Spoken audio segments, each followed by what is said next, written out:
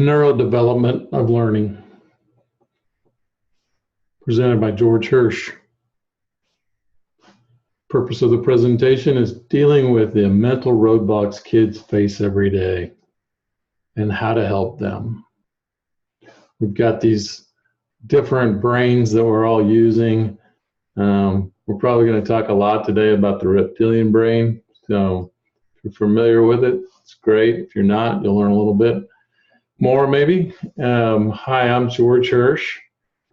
I'm a husband, father, grandfather. I've dedicated the last 30 years of my life discovering tools, strategies, resources that create extraordinary results and incredible levels of personal performance improvement. I've directly impacted the lives of hundreds with my work in leadership, peak performance, and self-improvement and neurodevelopment. What we'll cover today is childhood is a vulnerable and sensitive time. You've got billions of neurons in your brain with trillions of synaptic connections connecting those neurons, and they affect us all in how we do things. So the subconscious, the child's subconscious decides their upper limits. So we're going to discuss how that happens and various ways that you can improve it. So, and then how to build a pathway for success. So childhood is a vulnerable time and it's a sensitive time. A child's nervous system is about 10 times stronger than an adult's nervous system when responding to pain or threats. So you have to think in terms of kind of the brain being wired or their nervous system, because it's all going to be wired for defense, and that it's kind of true anyway in that your brain does one thing. I've heard two things: it's conserve calories and take care of you. And I think the brain can, function one way or the other, but it's mainly kind of defending and making sure you stay alive. So from childhood, the time goes by and we get into adults and parents. Even though your adult logic capacity continued to evolve as you got older, your emotional defenses are still governed by the logic of the age you were when they were created. So what does that mean? You have these emotional defenses that are going on all the time. And there was a Bob Hoffman always said we're all stuck in puberty, and so we're all 13 years old and below, basically, because those emotional defenses are always up. They're always protecting us, and we rationalize them every day. So, your child's defenses are what's holding them back, and they're being developed daily. So you really have to be in tune to those and understand that this is what's really holding them back, and that they're living in some type of stress. There's some kind of fear or stress that's holding them back.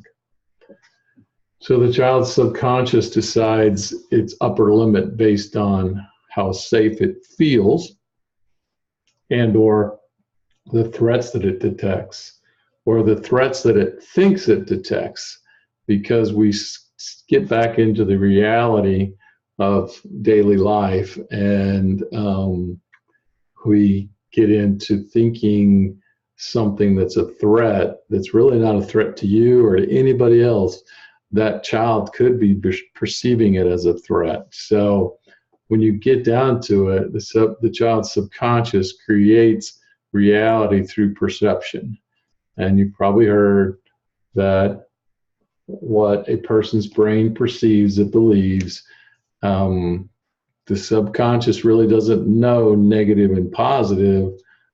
It just knows to take care of you in whichever way that it's been developed. And the reality of perception is based on the context of their world. So that's why environments matter, relationships matter, because everything that's been developed by your child has been situations or contexts that you've presented to them. So their education, where they go to school, where you live, that's all context. Same thing when they start reading, the context they're putting in their brain.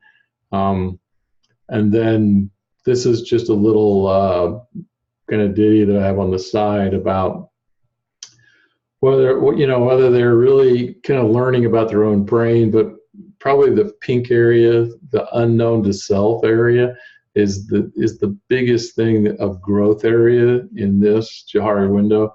So it's unknown to self and unknown to others. That's our real true blind self.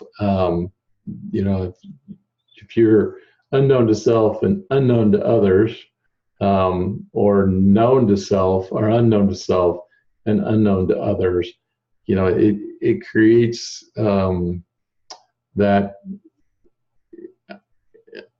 dead space, basically, or space that you really don't quite get yet. So choices our subconscious makes. You've probably heard of these: the flight, fight, and freeze. To me, there's another one, which is just function. We all have to function, and we want to be neurotypical. So we sort of run through these things, and your brain can happen instantaneously. Freeze. I think we're going through that whole function freeze kind of thing most of the day. I don't think everybody gets into flight and fight, even in school.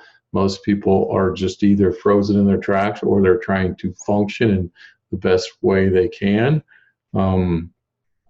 So it gets into how do we build those pathways for success. And so having that feeling of safety, having a true feeling that they're in a safe environment, that they can learn and make mistakes, fail fast, and non-judgmental. Kind of hard to create, but it's really what a child that's struggling needs, and something we all have to look into. The other things are they have to start trusting. They have to have a true feeling to trust and overcome those learning struggles.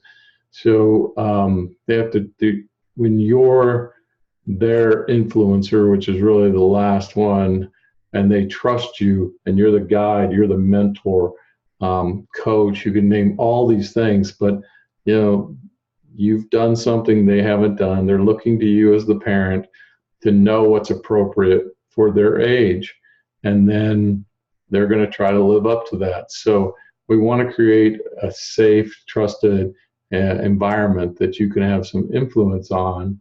And you may find this difficult because a lot of moms that I work with have not got these issues like ADHD or dyslexia or some type of slow processing issue. They are more the neurotypical individual. So they struggle to really reach out and understand the struggle that their child's having. A lot of times it's, genetically passed from one generation to the other. There's tons of research on it. It's nothing anybody does. It's just part of the genes in the family. So, and then you get somebody that's kind of neurotypical, light school, probably an auditory or visual learner, and you get somebody that's a kinesthetic learner, like an ADHD child or a dyslexic child, and it kind of throws everybody off. So you can get into this sandbox theory. I like to bring it up a little bit.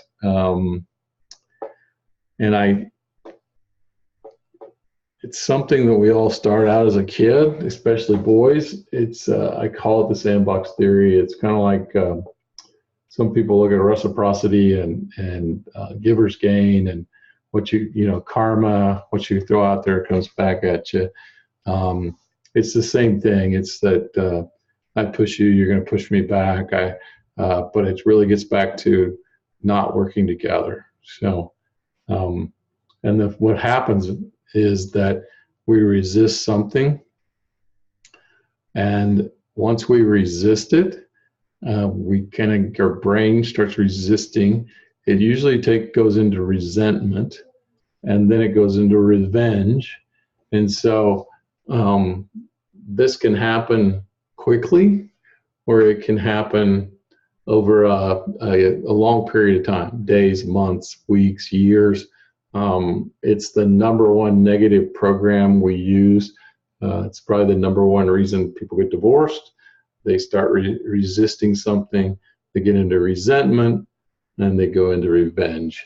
So it's kind of a very powerful thing that you might start seeing in your kids.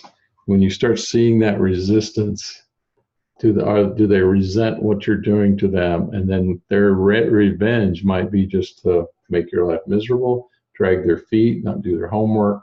And they're not aware if they're operating on automatic, just automatic. So it's pretty incredible what this program will do for you and people at work. They resist the boss's direction. They want to do it their way. I want to do it all my way. And so I resent somebody else telling me how to do it.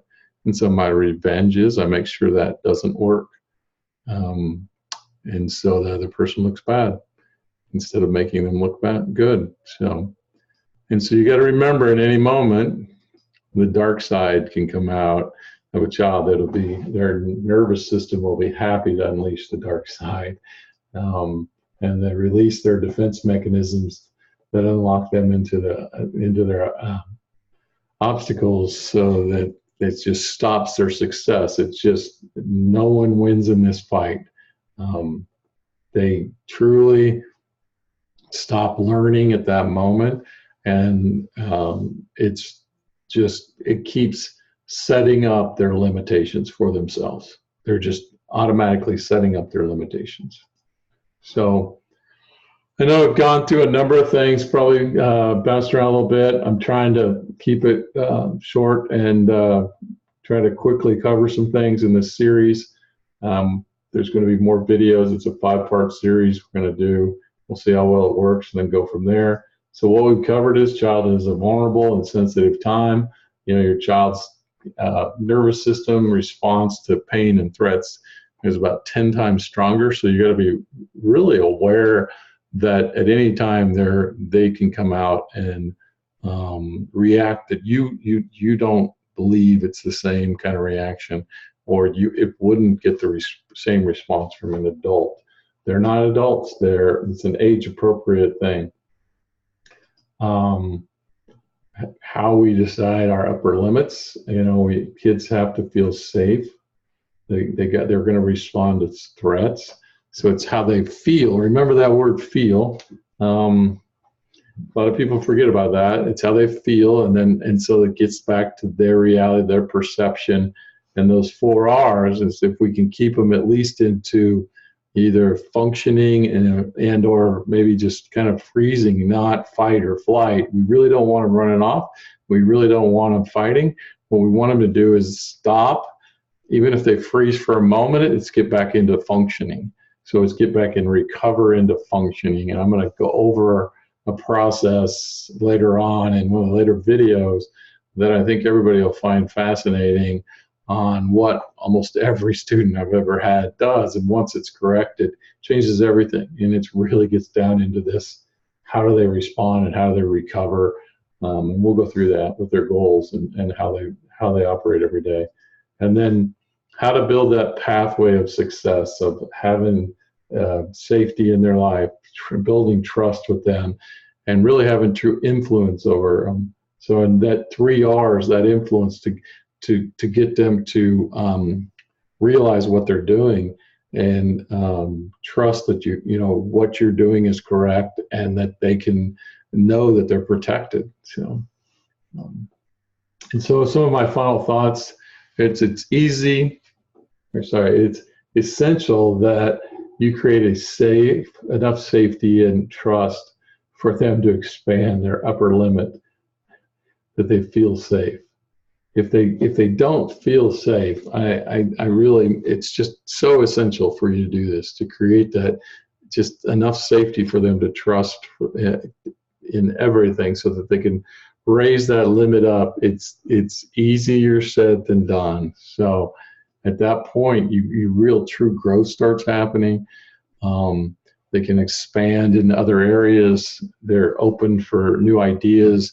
They're exploring that that pink area basically down there that they're willing to grow and develop. Most people, you know, kind of start resisting, and they start pulling back within themselves, and then of course self-esteem starts hurting, and they just feel terrible about themselves that they can't learn. They keep saying they can't, they can't, they can't. That's really not what you want them to do. So it's kind of the final thoughts on that. And then kind of the next step is to really step back, look in those areas of your child's life that you can tell when their defenses come up. And in that moment, can you feel what they perceive as the threat? So again, can they really tell what that is? And then how can you diffuse those feelings? We'll talk about that in the video tomorrow. We'll go over more and more of this and how you can really help your child. I look forward to sending these videos out. I've been talking about doing this just to give people to open up their minds and see the new possibilities. So I hope that you've enjoyed this. I appreciate your time and energy you're putting in. I understand your frustration. We'll get more and more in depth into all these later on. So look for a video tomorrow, and we'll talk soon.